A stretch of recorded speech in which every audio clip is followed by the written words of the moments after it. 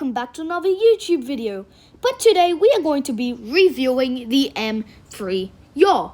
So in my last review, I did the tank before this.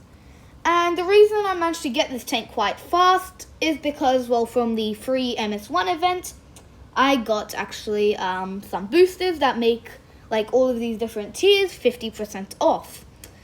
So yeah, anyway, I'll be telling you more about this tank. So, I'll be telling you how the stock version of this tank performs on the gun.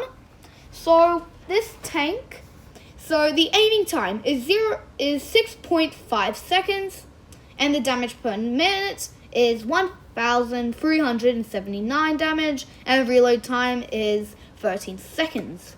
The average penetration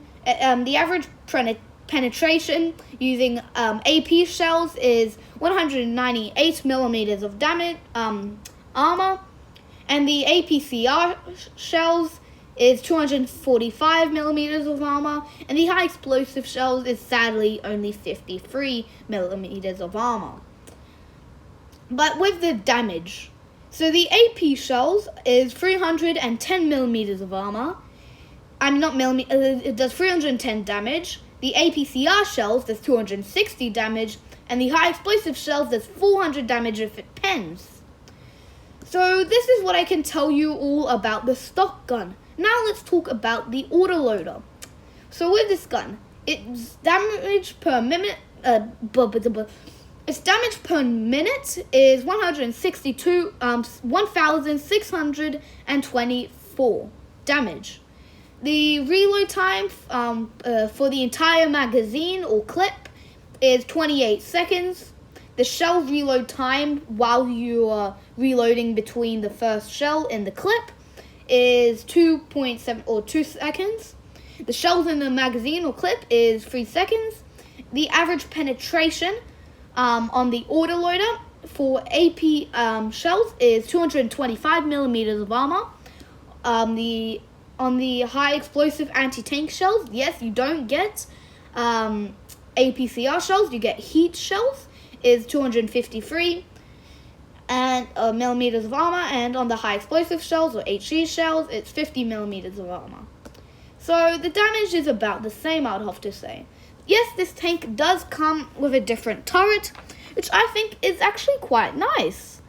It does actually look a lot more normal, since this tank has, lots of the tanks in this tech tree have a very unusual shape. And I think all of the tanks in these tech tree is, I think all of the tanks in the tech tree are prototypes. I don't think they're actual, tanks that have been used in battle or battle effective tanks. Maybe I'm incorrect. But this tank's actually really good for finishing off other tanks, in my opinion, because it does actually do a quite good amount of damage. And as this map perfectly demonstrates, it has really nice HD graphics, like the entire row of all of these tanks, or the entire line of these tanks. And they also added a lot more detail. And yes, in the next update, the E100 gets HD graphics, woohoo. And they also sadly removed a lot of the premium tanks.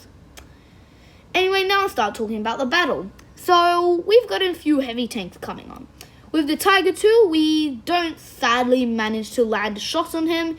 So, now he peeks out, and when he peeks out, we try to land a shot. Sadly, we don't.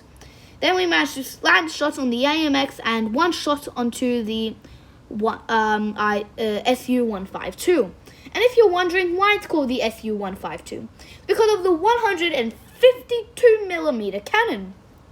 Yes, it does crazy damage. 654 damage on the stock gun. Amazing, right? Yes, but this is the bad thing about it, the penetration. How to explain this? It has no penetration whatsoever. Like the KV-2, high caliber gun, but low penetration. That's actually how it works. Like they might have a big shell, but lots of these tanks, for the internal space, if it has a higher caliber, it needs to have a smaller penetration, and as you know, the longer the barrel, the more penetration it has. So the thing with this tank is that, well, because it has a high caliber, they need to make the gun very small. Why am I talking about the SU-152 right now? Anyway, guys, I hope you enjoyed this video, and I will see you next time. Please like and subscribe. Bye!